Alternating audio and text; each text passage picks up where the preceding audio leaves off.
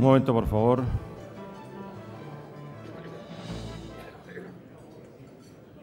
Señor Secretario de Estado de Energía, buenos días, señoras y señores, muy buenos días. Estoy encantado de darles la bienvenida en nombre de José Luis Rodríguez, el presidente del Foro de la Nueva Energía, y de los patrocinadores Enresa, Unesa y Ernst & Young, a esta ponencia del secretario de Estado de Energía, don Fabricio Hernández Pampaloni, que ocupa el cargo desde enero de este año, del 2011. Y sin más, le cedo la palabra a don Eduardo Montes, presidente de Unesa, para que haga la presentación del ponente. Muchas gracias, Jesús. Querido secretario de Estado, amigas, amigos, voy a ser muy breve, no porque el ponente no se merezca una presentación mucho más larga y profunda, pero porque yo creo que estamos todos expectantes ante las muchas cosas que nos vas a contar. Fabricio y yo entramos en el tema pues a la vez. Él empezó en enero como secretario de Estado y yo tomé posesión prácticamente en enero como presidente de Unesa, y desde ese momento hemos tenido ocasión de hablar, como es normal en razón de su cargo y mi puesto, pues en numerosas ocasiones. Tengo que decir que siempre han sido reuniones amables, muchas veces tensas, pero al final, por supuesto, siempre llegando a conclusiones, pues yo creo que positivas, porque Fabricio, en lo poco que yo he tenido ocasión de hablar con él, es un hombre razonable, es un hombre pausado y, sobre todo, mi impresión es que tiene mucha voluntad de resolver y acordar. Fabricio es un hombre muy joven. Yo, cuando leía el currículum, él es aún más joven de lo que yo pensaba, pero además, sin corbata, parece mucho más joven todavía. Él, sin embargo, tiene un currículum muy interesante. Es economista con un doctorado en Inglaterra y una experiencia académica en la misma Inglaterra, ha dado clases, ha hecho tutorías, etcétera, y luego tiene un paso prolongado por la empresa privada. Ha estado 12 o 13 años en NERA, una consultoría pues conocida por la mayoría, y siempre en temas de energía, quizá con una inclinación mayor en esa época al gas, pero me consta que con unas repercusiones importantes también en el sector eléctrico. Y yo creo que eso es de apreciar para todos los que estamos en el sector, el tener un secretario de Estado con conocimientos del mismo y además con un paso por la empresa privada. Yo creo que la rotación o el paso de la empresa privada a lo público y de lo público a lo privado pues tiene unas connotaciones muy positivas.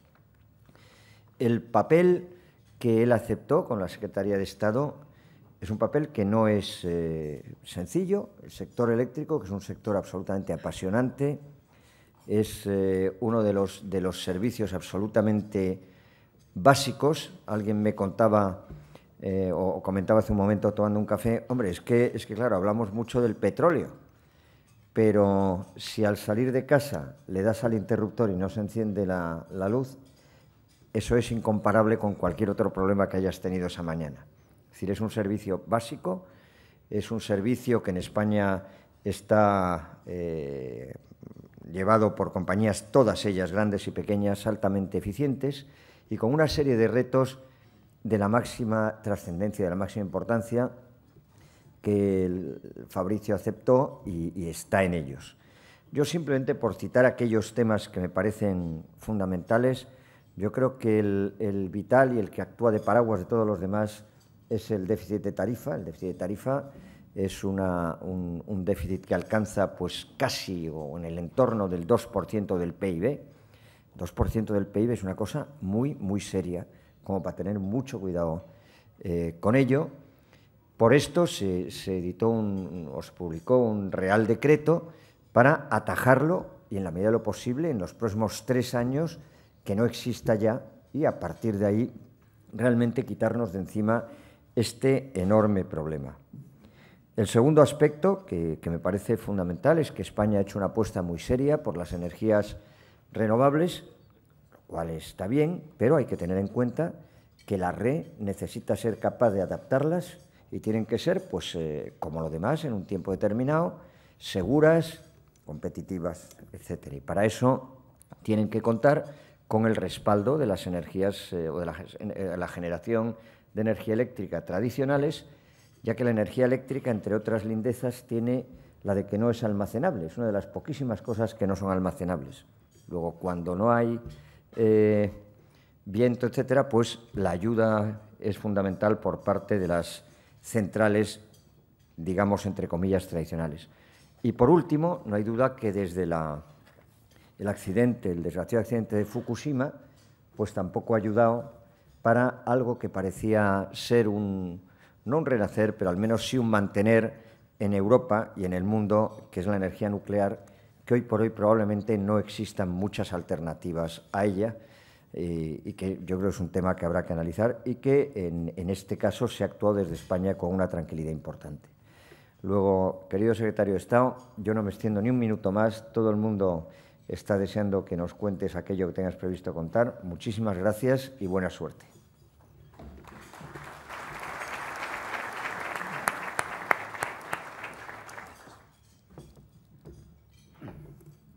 Muchas gracias, Eduardo. Buenos días a todos. Muchas gracias por los piropos, sobre todo por aquello de la juventud. Era joven cuando llegué a la Secretaría de Estado, ahora ya no estoy tan seguro. En cualquier caso, bueno, si tengo que hacer algún tipo de reflexión sobre el sector energético español, me gustaría empezar con dos. Una, a pesar de lo que ha dicho Eduardo, el sector energético español no es solo el sector eléctrico. Es mucho más que el sector eléctrico. El sector eléctrico es una parte fundamental, pero hay otros sectores o subsectores tan importantes como el sector eléctrico dentro del sector energético, y aunque el sector eléctrico se lleva los titulares de prensa el 90% de las veces, no debemos olvidar los demás sectores que son igualmente importantes, los sectores de hidrocarburos, por ejemplo, que son los que probablemente más están sufriendo los avatares de los acontecimientos internacionales que estamos viviendo este año. Y precisamente yo creo que por ahí es por donde quería empezar a hacer una reflexión, ¿no? Vivimos un año 2011 que está caracterizado por una serie de acontecimientos que hace tan solo unos meses eran absolutamente impredecibles o hubiesen sido impredecibles, como son fundamentalmente el conflicto sociopolítico en algunos países del norte de África y de Oriente Medio, primero Egipto, luego Libia.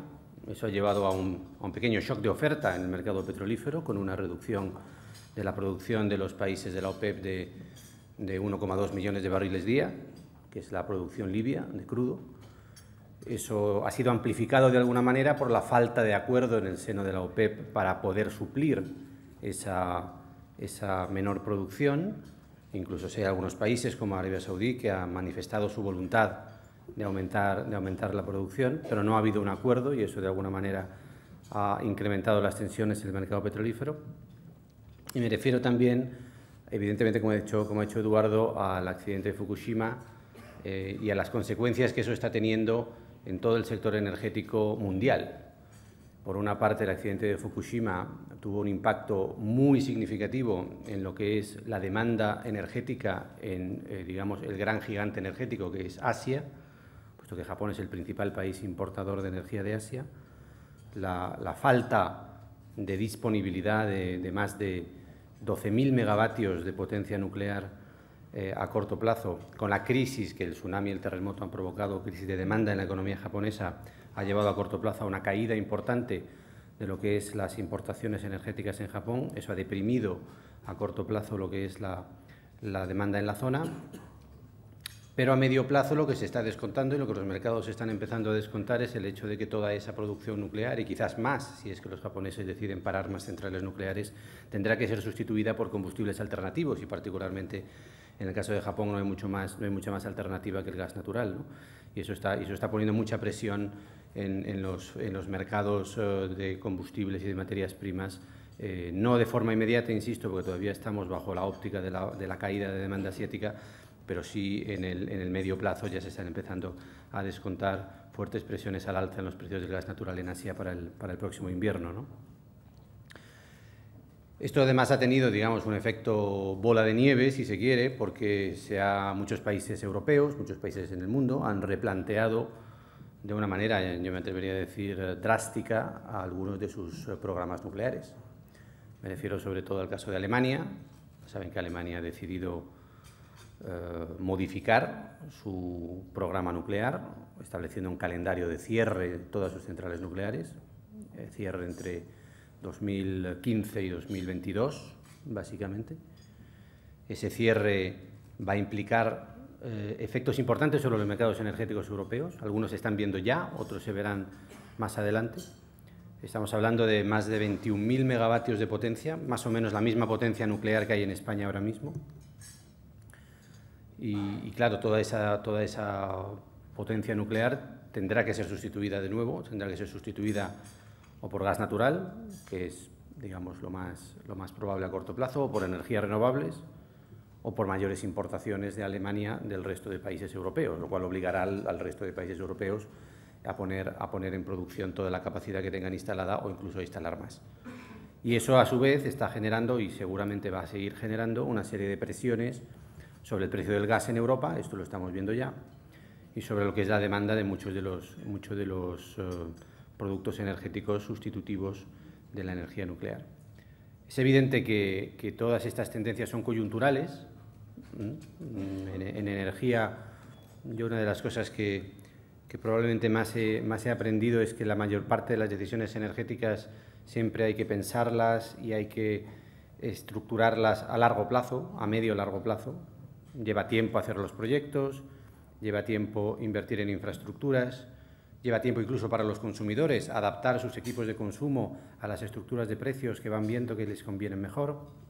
La evolución tecnológica en el sector energético es rápida, incluso en los últimos años es especialmente rápida, pero aún así es una evolución tecnológica que lleva su tiempo y por tanto no siempre tiene que mirar a largo plazo, ¿no? Pero lo curioso es que este año estamos bajo una serie de shocks que parece que solamente estamos viendo lo que ocurre a corto plazo, ¿no? Y es importante no perder de vista cuáles son las tendencias de largo plazo. Y dentro de esas tendencias yo creo que a nivel internacional hay básicamente tres, ¿no? Hay muchas, pero me gustaría destacar tres.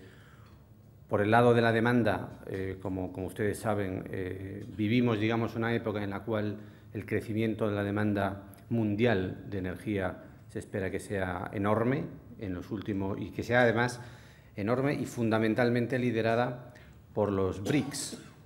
En los últimos 15 años, el 90% del incremento de la demanda energética mundial ha sido en Brasil, en China, en la India y en Rusia, el 90%. En los próximos 20 años se espera que la demanda energética mundial crezca del orden del 45% y solo la mitad de todo ese crecimiento vendrá de China y de la India. Eso es una modificación sustancial de lo que podía haber sido el paradigma de equilibrio oferta-demanda energética a nivel mundial hasta hace unos años y seguramente lo que está haciendo, como ustedes ya saben, es pues poner una presión sistemática al alza o por lo menos de precios altos y de mantenimiento de precios altos en muchas de las materias primas subyacentes, ¿no? Sobre todo el mercado del petróleo. La otra tendencia por el lado de la oferta, que de alguna manera ya está bastante asentada, desde luego muy asentada en nuestro país, pero que se va asentando también en muchos otros países, es el crecimiento de las renovables.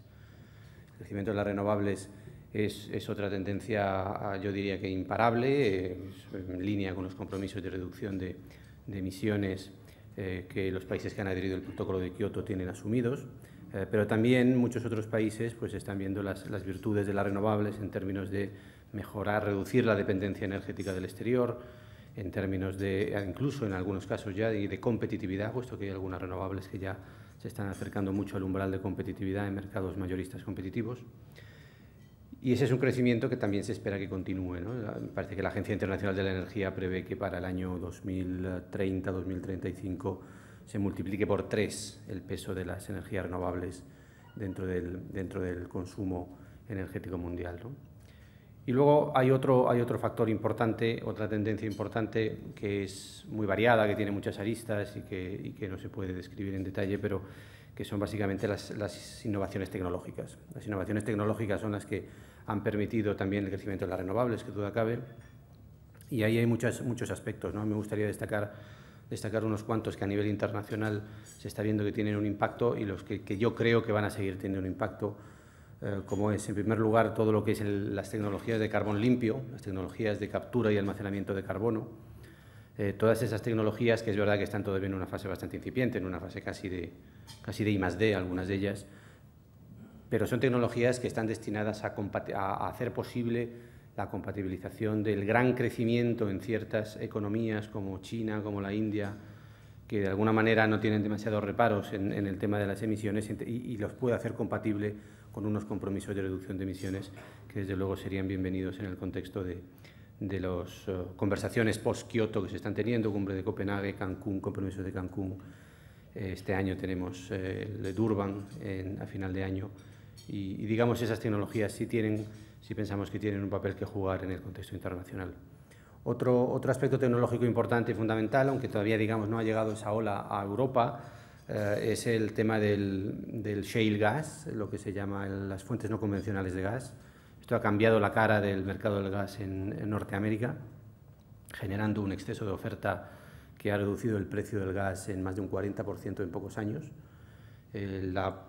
Los avances tecnológicos que han permitido la extracción de estas fuentes no convencionales de gas a un coste menor son los que, de alguna manera, habrá que ver cómo se van desarrollando en otros países y cuál es la capacidad que tienen otros países de conocer cuáles son esas reservas y de poder extraerlas.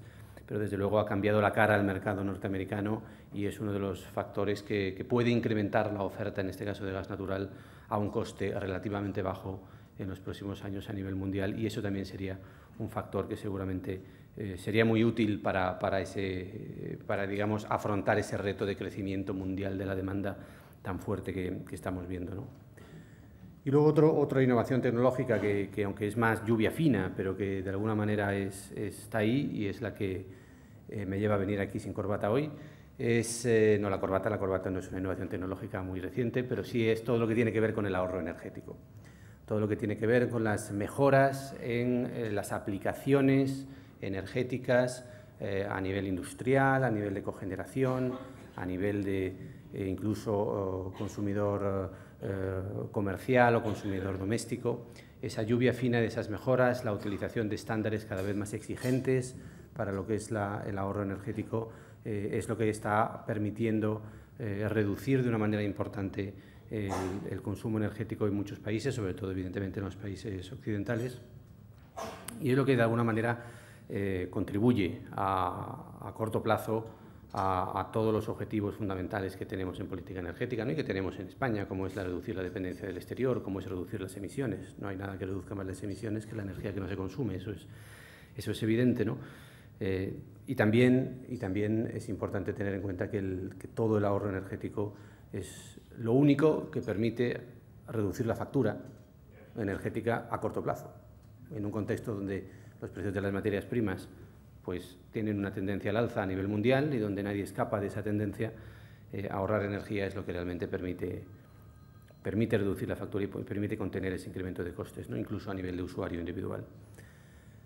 Todas estas tendencias tienen algo que ver con España, evidentemente, tienen mucho que ver con España. ¿Por qué? Porque España es muy dependiente del exterior. Esta es una realidad, nos guste o no, es un hecho. España depende mucho del exterior en el mundo energético. Importamos prácticamente el 75% de nuestras necesidades energéticas y evidentemente todo lo que ocurre en energía en el mundo nos afecta. Nos afecta especialmente lo que ocurre en el mercado del petróleo porque tenemos una economía y un sector energético muy basado en el petróleo, ¿de acuerdo? Es verdad que no tenemos apenas reservas ni de petróleo ni de gas. ¿Y qué es lo que tenemos que hacer? Esto no es una crítica, es un hecho. Pero eso lo que lleva es a que todos estos acontecimientos internacionales tengan un impacto evidente sobre nuestra economía, ¿no? También nuestra economía nuestro sector energético se caracteriza por consumir por unidad de PIB producido más energía que algunos de los países europeos de nuestro entorno. Es verdad que esta es una tendencia que la hemos invertido en los últimos años y que nos estamos aproximando a la tendencia y a la media de la Unión Europea 27, pero también es verdad que estamos todavía un poquito por encima de lo que es la intensidad energética de la media europea y eso evidentemente es un factor que nos hace más sensibles a lo que puede ocurrir a nivel mundial. Lo importante en un contexto como este, en un contexto en el cual las energías, las materias primas son caras o se están encareciendo o hay tensiones, mucha volatilidad en esos mercados, es evidentemente reducir el coste al máximo posible, pero como ya decía antes, esto en muchos aspectos no está en nuestra mano. Entonces lo que es importante es mantener la competitividad relativa del sector energético español y de la industria, sobre todo de la industria intensiva en energía, con respecto a la de otros países de nuestro entorno. Y esto es un hecho que sí se está observando. Esto es un hecho que es positivo. Como ustedes saben, el sector exportador español es el sector que, más que ningún otro, está teniendo un comportamiento muy positivo. Dentro de ese sector exportador se incluyen a industrias muy intensivas en energía, me refiero a la fundición del hierro, a la fundición del acero, manufacturas de productos muy intensivos en energía. Estos sectores han aumentado sus exportaciones en 2010 más del 40% con respecto al 2009 y esa tendencia está continuando en el año 2011, ¿no? Eso quiere decir que a pesar de que los costes de las materias primas en todo el mundo han tendido a subir en el último año, España está consiguiendo mantener esa competitividad, ¿no? Y eso es un aspecto fundamental y uno de los aspectos que más nos preocupa y que más está guiando a nuestra política energética en este momento, ¿no? Bajando un poco más al tema español, ¿no? Y al tema de lo que son las prioridades ahora mismo y muchas de las cuestiones que Eduardo comentaba en su introducción, realmente nos encontramos en un momento en el cual, como tenemos que mirar a largo plazo, a pesar de los avatares de corto plazo, queremos seguir mirando a largo plazo, ¿no? Y en ese sentido, yo creo que los acontecimientos que se están observando en el mundo actualmente, a pesar de que están señalando algunas de las debilidades del sector energético español, como puede ser su dependencia exterior, también están señalando algunas de sus fortalezas. Y eso es bueno saberlo. Y entre ellas me refiero, por ejemplo, a la diversificación de nuestros aprovisionamientos energéticos. Esto es algo que se valora poco, pero se tiene que valorar cuando hay cortes de suministro o riesgo importante de cortes de suministro derivado del hecho de que países productores como Egipto, como Libia, reduzcan de forma considerable su producción. Hay países de nuestro entorno que dependen de esos países que han visto interrupciones de suministro. En España no ha afectado en absoluto, ¿no? Y eso es debido a que nuestros suministros están muy diversificados. Y eso tiene mérito, y lo digo no para ponerme yo un mérito, puesto que es una cosa que viene desde hace años, ¿no? Ya todos los últimos gobiernos han intensificado los esfuerzos en diversificar no solamente las rutas de abastecimiento, sino también el número de productores de los que nos abastecemos, ¿no? Y eso digo que tiene mérito porque España es un país que, evidentemente, por su cercanía al norte de África, podía perfectamente tener una dependencia muchísimo mayor del norte de África y basarse en esa dependencia para reducir al máximo los costes de transporte y justificarlo sobre la base de unos costes logísticos menores, ¿no? Pero efectivamente yo creo que con buena visión de largo plazo, pues eso implicaba una serie de riesgos que se están materializando en la actualidad y por tanto tenemos que estar contentos de que ese mix diversificado que tenemos, sobre todo tanto en petróleo como en gas. En gas es más complicado de alguna forma tener ese mix, puesto que en gas no hay un mercado mundial de gas como es el caso del petróleo y por tanto hay que valorarlo positivamente. También hay que valorar positivamente el mix de generación eléctrica que tenemos. Es un mix muy diversificado. En España tenemos prácticamente todas las tecnologías de generación eléctrica de una manera bastante equilibrada.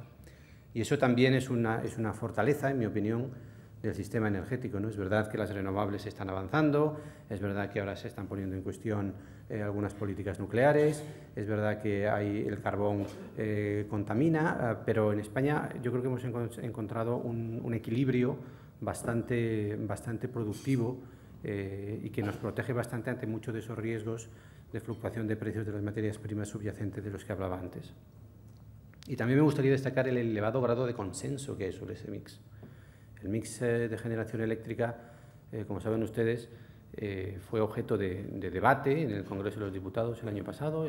La Comisión de Industria del Congreso elaboró un documento muy valioso de evolución del mix energético en generación eléctrica a 2020 y ese documento pues gozó del respaldo de una buena parte de las fuerzas parlamentarias, ¿no? Pocos países yo creo que pueden decir que cuentan con ese tipo de debate y que cuentan con ese tipo de acuerdo, de respaldo o por lo menos de discusión sobre lo que está ocurriendo, ¿no? Y yo creo que muchos de los países de nuestro entorno hubiesen preferido haber tenido ese tipo de acuerdo antes de Fukushima, porque las discusiones que están teniendo lugar en muchos de esos países evidentemente no están favoreciendo lo que es una estabilidad o una percepción de estabilidad en la política energética. Y es esa percepción de estabilidad la que a nosotros nos preocupa más, ¿no? Y en este momento esa visión de largo plazo, esa necesidad de estabilidad nos está llevando este año a elaborar con el máximo detalle posible lo que es la planificación energética. La planificación energética entendida en sentido amplio. Yo creo que por primera vez este año el Gobierno, además con la ayuda de las comunidades autónomas y con incluso la colaboración en algunos aspectos de los sindicatos y de las patronales, documentos de planificación coherentes que miran a un mismo objetivo.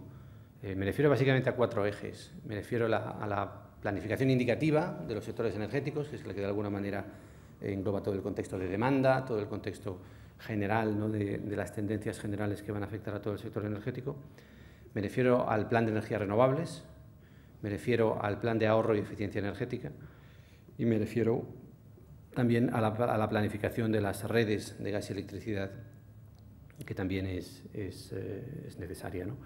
Estos 4 documentos, yo creo que por primera vez se van a hacer a la vez, más o menos a la vez, es decir, este año contamos con aprobar los 4 y van a mirar al mismo objetivo, al mismo horizonte temporal, que es 2020.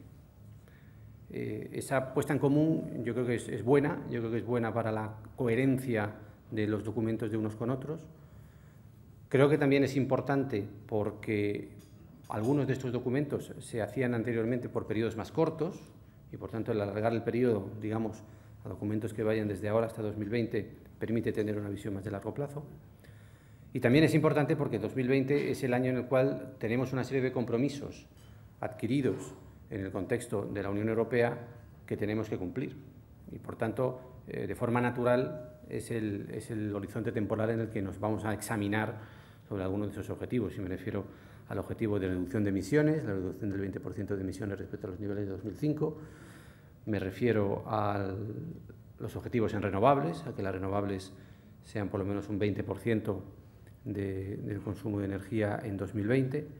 Me refiero al ahorro energético, a que las mejoras y el ahorro de energía, la reducción del consumo de energía en 2020 sea por lo menos del 20%, contribuye al objetivo general de la Unión Europea de alcanzar esa reducción del 20% con respecto al consumo de energía que se habría obtenido en la senda tendencial si no se hubieran tomado medidas específicas de ahorro energético. Y, por tanto, hacerlo todo, digamos, de una forma coordinada y coherente, yo creo que asegura el que podamos empezar la década con una serie de objetivos a 2020 que doten de mayor estabilidad, de menor certidumbre y de mayor coherencia a todas las políticas públicas, pero también a un contexto donde las acciones de los inversores privados puedan tener referencias más concretas y más seguras, ¿no? Para comentar alguno de los... no sé cuánto tiempo tengo, todavía me queda. Bien, para comentar algunos temas específicos, ¿no?, que surgen de estos elementos que comentaba de planificación. La planificación indicativa lo que muestra y lo que va a mostrar es un escenario bien distinto del escenario de los últimos 10 años, y fundamentalmente por el crecimiento de la demanda. Es decir, ante crecimientos de la demanda energética en España muy sostenidamente altos durante muchos años, hasta que empezó la crisis, me refiero, en los próximos 10 años esperamos crecimientos de la demanda moderados en línea con el crecimiento del PIB y poco más, la demanda energética en general, ¿no? Sí esperamos una confirmación de algunas tendencias, como es la creciente electrificación de la economía. Sí esperamos también la confirmación de un mayor papel del gas natural, que será de hecho la única fuente fósil que aumentará un poco su contribución al mix energético. Todo ello en detrimento de los productos petrolíferos, que serán los que seguramente tenderán a disminuir. Y también todo ello en el contexto del crecimiento de las energías renovables, que es una tendencia que esperamos que continúe. En ese contexto de menor crecimiento de la demanda, la demanda eléctrica seguramente sí crecerá un poco más que la demanda energética global, pero de nuevo a un ritmo prácticamente el mismo crecimiento que esperamos para el PIB. Y eso lo que va a llevar es a que la necesidad de nueva capacidad de generación eléctrica que no sea la renovable que tendremos que construir para cumplir con nuestros objetivos europeos a 2020, pues sea relativamente pequeña. Ahí la novedad fundamental, como comentaba antes Eduardo, no se trata tanto de las capacidades que entren o dejen de entrar, sino de la manera en la que lo hagan, ¿no? Por una parte, es verdad que las renovables es la apuesta del Gobierno también para la próxima década, es verdad que las renovables tienen mucho potencial, pero también es verdad que muchas de las renovables tienen una generación de carácter intermitente que es necesario, de alguna manera, compensar con generación gestionable de carácter térmico y, por tanto, que a pesar de que no haya mucho hueco para que entre más capacidad térmica, sí es cierto que lo que hay que adecuar es el funcionamiento de las centrales térmicas que existen a una forma de funcionamiento que seguramente será distinta no solamente de la que han tenido en los últimos años cuando había menos renovables, sino seguramente también muy distinta de la que los propios promotores de esas centrales tenían en la cabeza cuando empezaron con esas inversiones.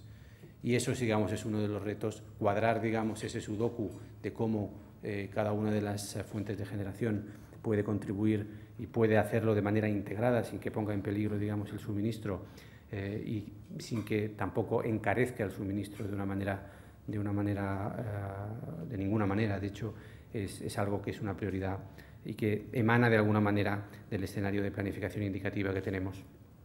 En cuanto al plan de energías renovables, ya lo he comentado en diversas ocasiones, es un plan, insisto, que cierra, por una parte, el último plan de energías renovables 2005-2010, se ha cerrado, con lo que nosotros consideramos que es un éxito rotundo, porque se han cumplido prácticamente todos los objetivos de ese plan, y entonces ahora empezamos con un plan más ambicioso, un plan que mira no ya a 5 años, sino prácticamente a 10 años. Es un plan distinto, es un plan que ya no trata tanto de alguna forma que las renovables salgan del cascarón, sino que lo que intenta es consolidar el crecimiento de esas renovables y fundamentalmente en lo que son las tecnologías renovables que ya conocemos, la eólica, la fotovoltaica, incluso la termosolar, pues fundamentalmente lo que va a pretender es impulsar que esas tecnologías se muevan lo más rápidamente posible hacia una competitividad con lo que son las fuentes de combustibles fósiles tradicionales. Eso es una cosa que para algunas tecnologías, como por ejemplo la tecnología eólica, pues seguramente va a resultar más fácil, puesto que está más cerca. Ya la tecnología eólica ahora mismo en muchas horas es prácticamente competitiva en el mercado. La tecnología fotovoltaica también esperamos que continúe la enorme, digamos, la reducción de costes tan grande que ha tenido en los últimos años. En los últimos 5 o 6 años la tecnología fotovoltaica ha reducido sus costes en más de un 300%, y eso demuestra que está en la curva de aprendizaje, en la parte buena de la curva de aprendizaje, ¿no? y que tiene que continuar por esa línea, pues también, no solamente en España, sino a nivel mundial, sí que se espera que la tecnología fotovoltaica pueda llegar a ser competitiva en pocos años. Y también es verdad que la tecnología termosolar, que aunque es una tecnología más reciente y que de alguna forma estamos impulsando en España de una manera casi única a nivel mundial, también ahí se esperan reducciones de costes significativas, ¿no? Entonces, el plan de energías renovables lo que pretende de alguna forma es consolidar y encauzar de una manera mejor todo ese crecimiento. Pero también el plan de energías renovables se tiene que empezar a fijar en otras cuestiones que hasta ahora han estado un poquito de lado, como es todo lo que es la renovable para uso térmico, que en España no ha tenido un desarrollo coherente con su potencial. Me refiero a la biomasa, me refiero a la solar térmica, me refiero a la geotermia. Y también lo que es todo la renovable de pequeña potencia. La renovable de pequeña potencia tiene un potencial enorme, todo el sector terciario, todo el sector residencial, es un consumidor neto de energía y un potencial utilizador de generación de pequeña potencia, sobre todo de origen renovable, sobre todo me refiero a fotovoltaica y a eólica de pequeña potencia. Y ahí es donde esperamos este año tener listos, digamos, la normativa para que todas estas iniciativas puedan realizarse con las ventajas que eso tiene, no solamente en términos de energías renovables per se, sino también en términos de generación distribuida, ¿no? de localización de la generación eléctrica cerca del punto de consumo, con todo lo que eso implica en términos de evitar pérdidas de transporte, incluso de menores necesidades de inversión en redes, en mayor seguridad de suministro, etcétera, etcétera. Por lo que respecta al ahorro y la eficiencia energética, este es un área donde yo creo que los esfuerzos que se han realizado en los últimos años en la Estrategia Española de Eficiencia Energética, la conocida como E4, han dado resultados muy positivos. Siempre nos gustaría hacer más y siempre nos hubiese gustado que los resultados fuesen mejores, ¿no? Pero es evidente que se ha reducido la intensidad energética en España entre un 10 y un 15% en los últimos 6 años, en los últimos de 2004 a 2010. Y eso, como decía antes, ha invertido la tendencia. La tendencia que teníamos anteriormente era un crecimiento de esa intensidad energética. Ahora la tendencia es a la baja. La tendencia es a la baja también en otros países de la Unión Europea y, por tanto, digamos, ese hueco, ese diferencial que habíamos ido acumulando con respecto a los países de nuestro entorno, pues lo vamos reduciendo.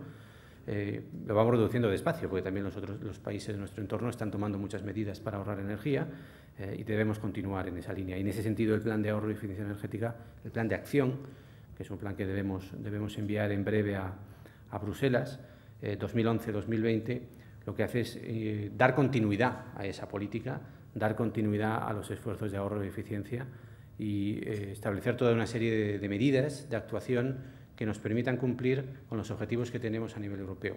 Insisto, los objetivos a nivel europeo son objetivos que tenemos que interpretarlos bueno, pues como una especie de criterio objetivo para decidir hacia dónde vamos, ¿no? Pero nadie debería poner en cuestión que debemos avanzar en todo lo que es eficiencia energética lo más rápidamente que podamos, porque eso, como decía antes, contribuye a reducir las emisiones, contribuye a reducir nuestra factura energética, contribuye a reducir nuestra dependencia exterior y, por tanto, contribuye también a mejorar la seguridad de suministro. Y todo eso se puede conseguir y a 2020 prevemos precisamente alcanzar una reducción del consumo energético de un 20% aproximadamente respecto del que habríamos tenido en el escenario tendencial, y eso más o menos se traduce en el objetivo, digamos, más fácilmente verbalizable, que es una mejora de la intensidad energética de un 2% anual en promedio durante el periodo. Y esto es un reto que yo creo que los resultados de los últimos esfuerzos sugieren que es posible. De hecho, en el plan de acción lo que tenemos previsto es que para 2016, que es uno de los objetivos donde tenemos un objetivo vinculante de la Unión Europea de mejorar un 9%, de conseguir unos ahorros energéticos del 9%, por lo menos un 9%, pues ya preveemos que con este plan superaremos y conseguiremos ahorros de hasta el 12% de consumo y, por tanto, estamos en línea con todos esos objetivos. Y, finalmente, la cuarta pata de un poco de estos elementos que les estoy comentando es la planificación de las redes, ¿no? De las redes de electricidad y gas, ¿no? Evidentemente, en un contexto en el que la demanda va a crecer menos, uno podría pensar, bueno, pues entonces hará falta menos redes, ¿no? Hombre, en parte sí, pero no olvidemos que hacen falta redes por muchos motivos, ¿no? Y uno de ellos es, en el caso de las redes eléctricas, para integrar bien ese crecimiento de renovables. Estamos hablando de que el plan de energías renovables pues espera un aumento, tiene unos objetivos de producción de, por ejemplo, energía eólica bastante importante.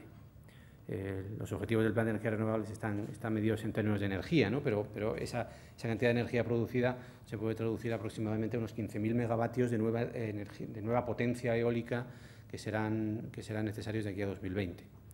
Esos 15.000 megavatios de generación intermitente tienen que quedar bien integrados en la red eléctrica, y eso es uno de los motivos por los cuales la planificación de redes es importante y es un elemento fundamental de todos los demás. También es importante tener en cuenta que la planificación de las redes es básica para la seguridad de suministro, y mucho de lo que les contaba antes, mucho de esa diversificación en los aprovisionamientos que nos ha permitido, ante un contexto internacional en muchos países productores de incertidumbre, de inseguridad, pues de alguna manera el contar con las redes adecuadas es lo que nos permite estar seguros de que no tendremos un impacto sobre nuestra seguridad de suministro.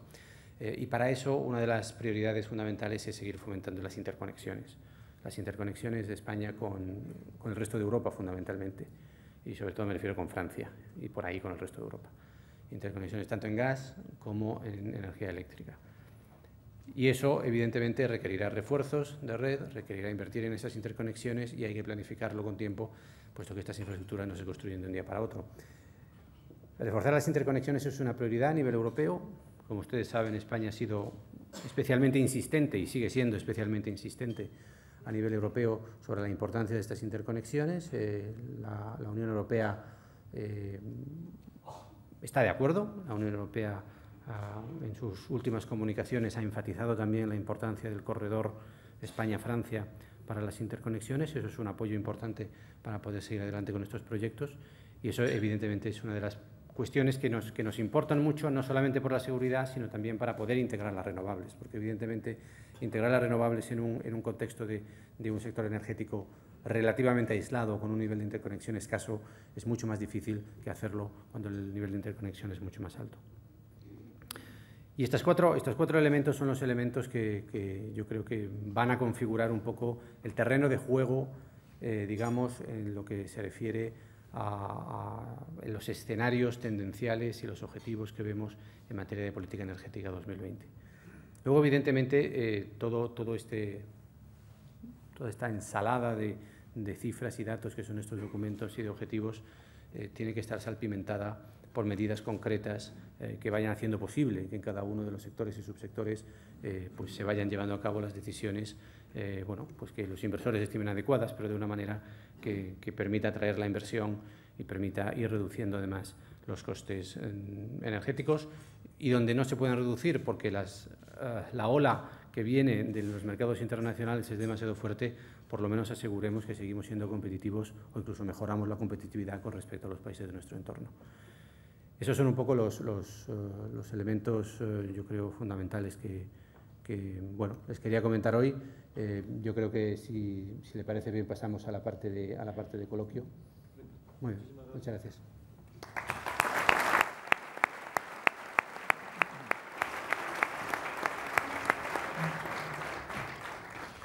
Muchísimas gracias, señor Hernández Pampaloni. Y pasamos ya a algunas de las preguntas de los asistentes. Cora Serrano, de la agencia EFE, dice: a la vista de que hasta el momento solo se han podido titulizar 7.000 millones de déficit de tarifa, ¿cuáles son las perspectivas futuras? ¿Se tendrá que prorrogar otro año más el objetivo del FADE? Vamos a ver, el objetivo del Gobierno, como comentó además Eduardo en la introducción, y una de las prioridades absolutas es la reducción del déficit tarifario en el sector eléctrico. Eso implica, por una parte, que no crezca más y, por otra parte, ir titulizando las cantidades, digamos, que estaban pendientes y que han ido financiando las empresas eléctricas. Esa titulización se está llevando a cabo desde enero, yo creo que con gran éxito. Se han titulizado efectivamente esos 7.000 millones y se va a seguir titulizando. Es evidente que las condiciones de los mercados que estamos viviendo este año a nivel zona euro pues son condiciones difíciles, eso no se le escapa a nadie, y también es evidente que en esas condiciones pues uno tiene que ser cuidadoso con la manera en la que se va titulizando, ¿no? Puesto que de alguna forma los costes de esa titulización acaban repercutiendo en la factura energética de los próximos años, y eso es algo que hay que tenerlo en cuenta. El periodo de titulización es un periodo que es el que los mercados nos permitan, y siempre ha sido ese, ¿no?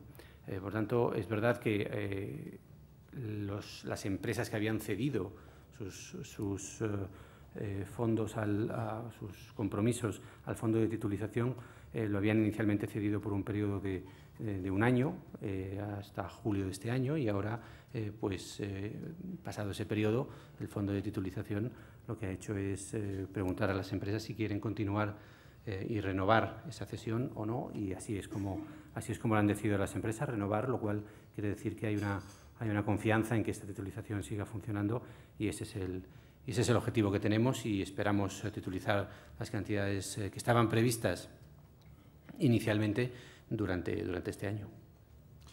Michael Steiner, de Mérida Power, dice: en el ámbito del PER a 2020 se ha escuchado que no hará falta más capacidad de plantas de ciclo combinado. ¿Cómo se prevé compensar capacidad saliente hasta 2020? Porque veo poco probable hacerlo todo con energías renovables.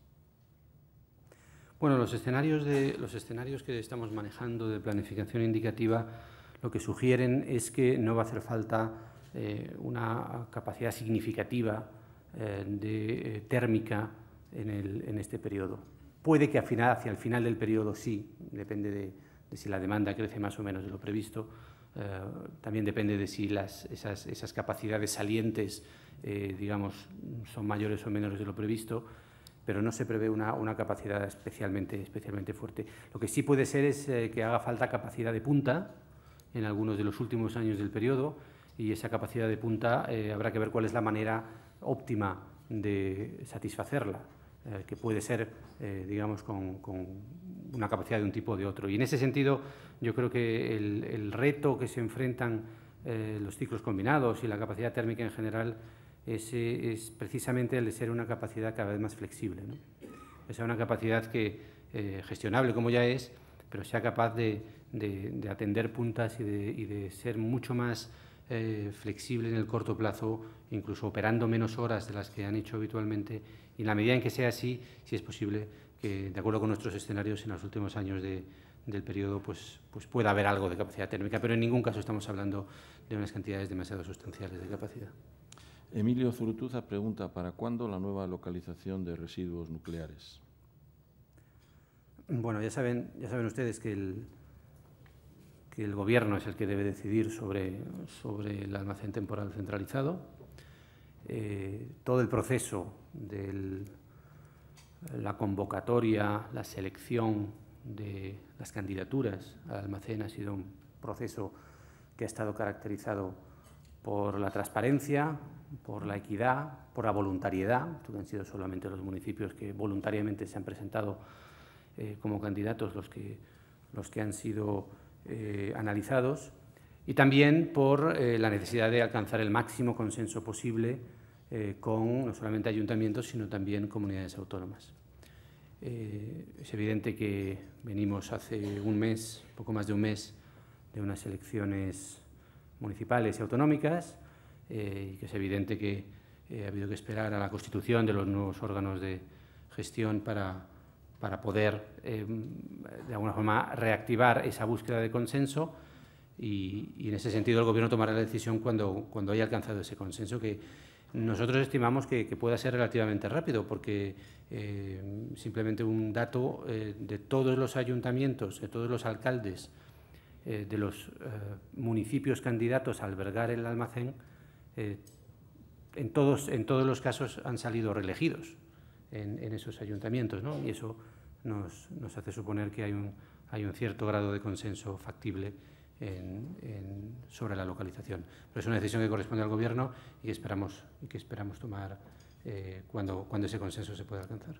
Sara Ayuso, de Castilla León Televisión, dice: en su etapa como consultor privado valoró en 950 millones la indemnización por el cierre de Garoña. A día de hoy, ¿considera irreversible el cierre de la central? Si el Partido Popular ganase las elecciones, ¿ve probable un cambio en esta ocasión y que finalmente no se cierre Garoña en 2013? Bueno, yo no le puedo decir lo que hará o no hará el Partido Popular si gana las elecciones, evidentemente. El cierre de Garoña está decidido y no esperamos ningún cambio en ese aspecto. Incluso, en todo caso, cualquiera de las decisiones sobre cierre anticipado de las centrales sobre los calendarios previstos ahora mismo dependen de los resultados de los stress tests que se están realizando y que el Consejo de Seguridad Nuclear ha instruido a las centrales para que empiecen a realizar sobre la seguridad nuclear en todas las centrales nucleares españolas, ¿no? Evidentemente, yo no creo que el cierre de Garoña vaya a cambiar por los stress test. Evidentemente, si Garoña no cumpliese alguno de los stress test, pues ese cierre podría ser incluso anterior, en la medida en que el Consejo de Seguridad Nuclear, que quiero recordar que tiene las competencias exclusivas y excluyentes en materia de seguridad nuclear. Por tanto, el Consejo será el que tendrá que decidir si alguna de las centrales no cumple con los stress test, con lo que se requiere allí, cómo puede o bien subsanarse lo que no se cumple, y en el caso en que no se pueda subsanar, pues es que tiene la potestad de determinar de alguna forma la paralización de las actividades que considere que no pueden ser seguras. Iñaki de las Heras, de Europa Press, dice: las eléctricas podrían trasladar el nuevo peaje a la producción al consumidor final, según la Comisión Nacional de Energía. ¿Coincide en que podría darse esa circunstancia? ¿Habría que controlarla?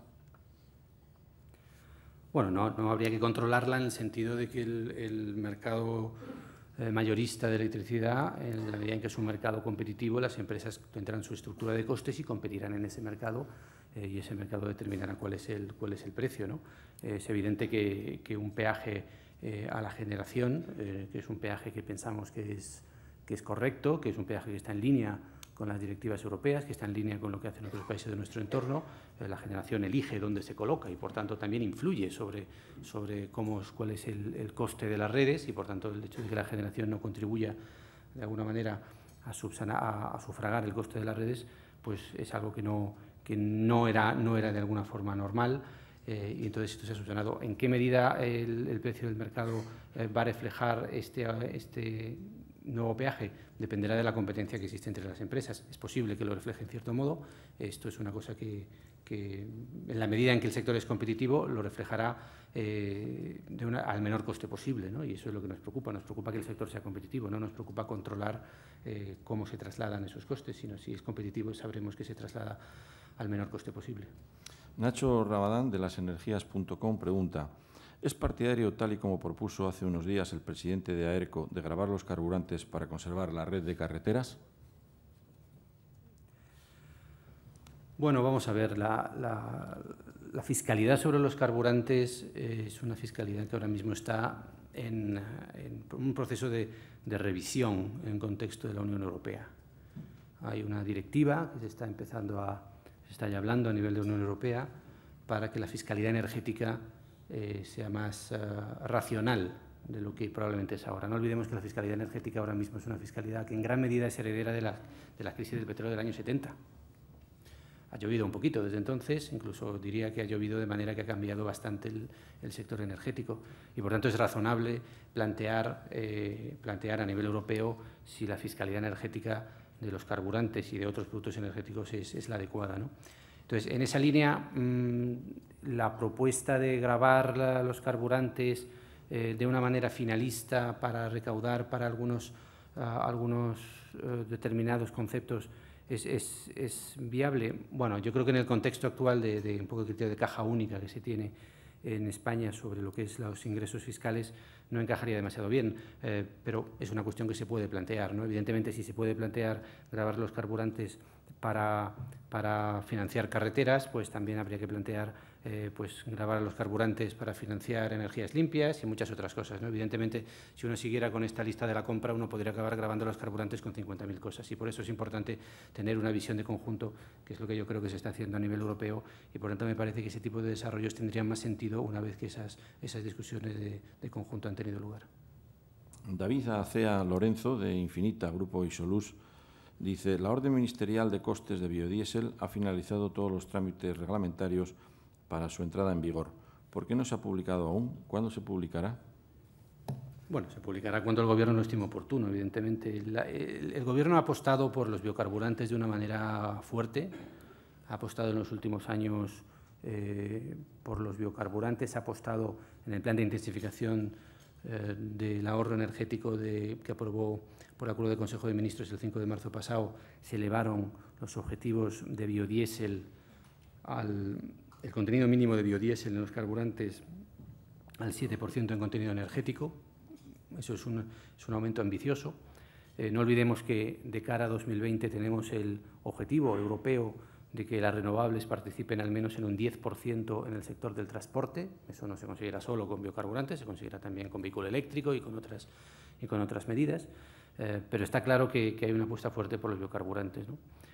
También es evidente que esa apuesta va a llevar a un aumento de la demanda de biocarburantes, a un aumento del mercado. El mercado de biocarburantes va a aumentar, y en ese aumento de mercado lo que es lógico es que las empresas españolas tengan su lugar, ¿no? Y esa orden ministerial lo que busca precisamente es que las empresas españolas puedan tener ese lugar en ese mercado más grande, ¿no?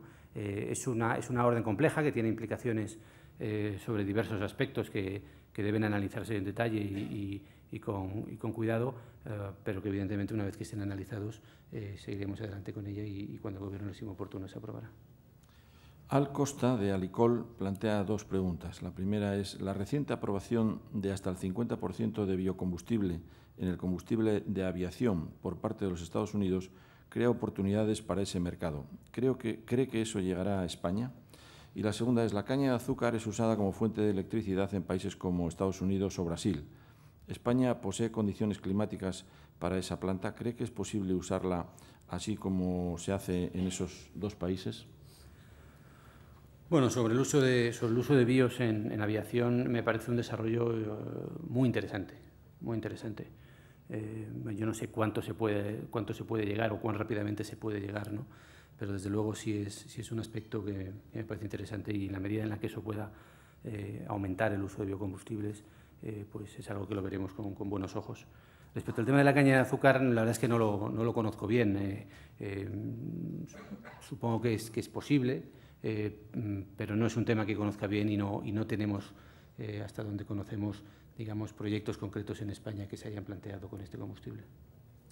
José Luis Sastre pregunta, ¿podría señalar las medidas que se están tomando para incentivar y promocionar la creación del Smart Grid o redes inteligentes? Bueno, las redes inteligentes se están, digamos, desarrollando sobre varios niveles, ¿no? España, en primer lugar, participa en la iniciativa europea sobre redes inteligentes. Es una iniciativa que lo que busca fundamentalmente es de homogeneizar de alguna forma los criterios con los cuales llevar a cabo estos proyectos, pero también está buscando, digamos, financiación para muchos de esos proyectos que en muchos casos no existe. Existe un gran número de iniciativas en los distintos foros internacionales en los que España participa sobre redes inteligentes. Todos ellos están avanzando sobre lo que es la definición de los sistemas de redes inteligentes mejores. En España, muchas de las empresas eléctricas tienen ya proyectos piloto en distintas ciudades o en distintos lugares sobre redes inteligentes. Las redes inteligentes, no olvidemos que es un concepto muy amplio, pero donde caben muchas cosas.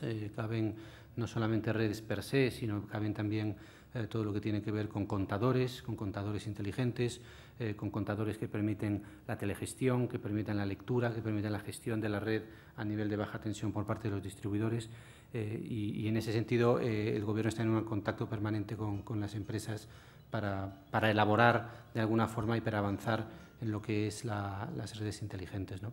Quizás el desarrollo, digamos, a cortísimo plazo que el Gobierno ve que es necesario para que se pueda de alguna forma impulsar todo este proceso es el de los protocolos de los contadores, ¿no? Es decir, que todos los contadores telegestionados y telegestionables sean contadores que tienen un mismo protocolo y que, por tanto, sean de alguna forma sustituibles.